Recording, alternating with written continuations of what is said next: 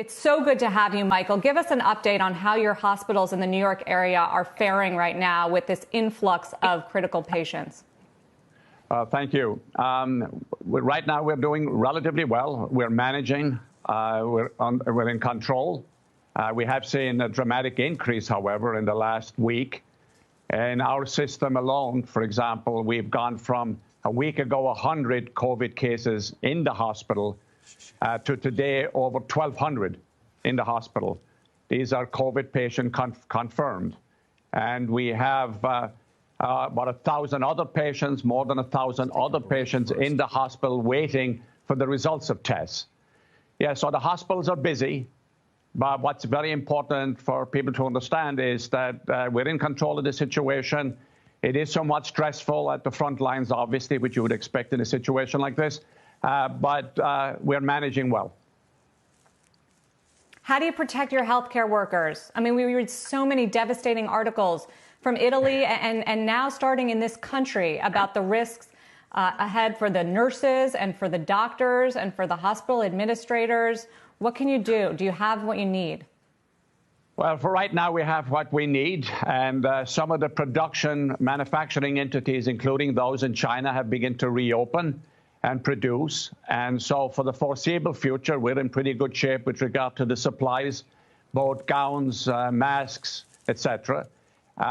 We use up a lot of these each and every day. And one of our key priorities, obviously, is the safety of employees, because if you don't have safe employees and if they don't feel safe, remember, employees are have the same concerns as everybody else. They have their families and they have their kids. So you got to make sure that's a priority.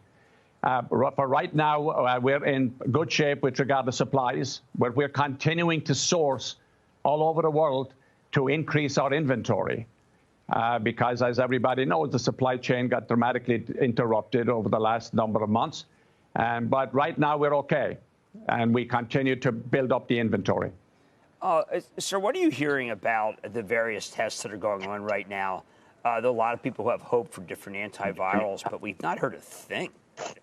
Well, a lot of places are doing a lot of treatment trials at the moment, which is taking a number of current drugs that are in the market for their other illnesses and see whether or not they make any difference with regard to COVID.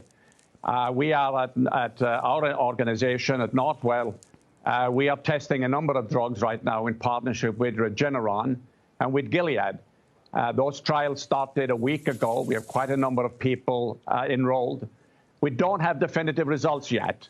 It will take another little while to see whether or not any of these make a real difference. But I am pretty certain that within the next week or two, we're going to find out that one or more of these drugs do make a difference. And that will obviously change the landscape when that happens. But we've got to make sure we are right about this before we make pronouncements. You have to be sure that it works. OK, that's important. That's important because the hydroxychloroquine, the president endorsed that. Dr. Fauci seemed to walk that back. We have anecdotal evidence, certain countries, obviously the study in France saying it's good to go. But I have not been able to get a single doctor in the United States say that this is the magic bullet. Yeah, that is true. You got to let science dictate here. You can't let politics dictate or what people would like to see happen dictate. You've got to let the science dictate, because if you don't, you'll do damage to people. Even sometimes could even be worse than the coronavirus itself. So this is where you have to be very careful, very astute, very calm, very reasoned, and hope and be optimistic, of course, that something will happen. But you got to wait until you can prove that it does. Last time we talked to you, Michael, it feels like a year ago. It was just 2 weeks or so. And you were talking about how, for the first time, you were really trying to get tests out in more scale, more people tested. Is that happening? It still feels like, just anecdotally, when we talk to people, they only are getting tested if they have more serious symptoms or if they're being admitted.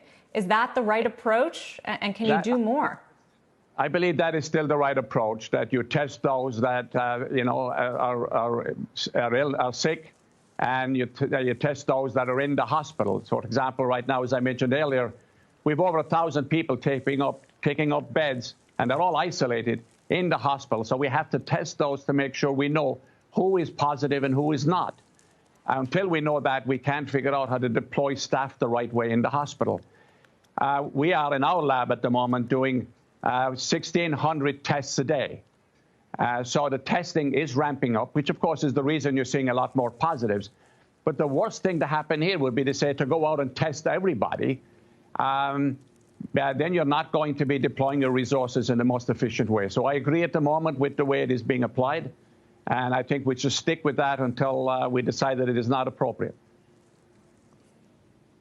You know, you sound a little more positive than Governor Cuomo, who every day comes on and gives a very matter-of-fact view of the world in New York State, but sort of tilts towards this crisis is still coming. We haven't peaked. We may not be able to handle it. We don't have enough ventilators. We don't have enough equipment. We may not have enough doctors. I'm hearing, at least it seems to me, Michael, a little more positive view from you. Am I wrong? Well, my view is you've got to be calm and you've got to give a sense of optimism. We are going to beat this. And this is important not only for the public, it's important also for the staff. We do not know yet, and this is where the governor may be correct. We do not know yet when this will peak. Is it another week, 2 weeks, 3 weeks? We are planning for a situation that could get dramatically worse. If it dramatically increases, then obviously we will be stretched to deal with, especially with the ventilators. The fact that we have to scrounge around on a continuous basis to get more ventilators in a situation like this is not a good situation to be in. We should have supplies of these ventilators, and this is a lesson for the future, is to have our warehouses and both the federal government and the state government have an abundance of ventilators. So, yes, there could be a shortage of ventilators, and there could be a shortage of other supplies if this increases at a dramatic rate and if it goes on for multiple more weeks. I, however, am looking at what's going on today and what I think will be happening over the next couple of days. And I like to assure people that, yes, we will beat this. This is not going to take the healthcare system down. This is not going to destroy us. I agree with the governor on the fact that we have to plan for the ultimate potential situation. But we've got to be prepared, and we've got to take it day by day. Finally, Michael, just wanted to ask you about something I've heard from some physicians.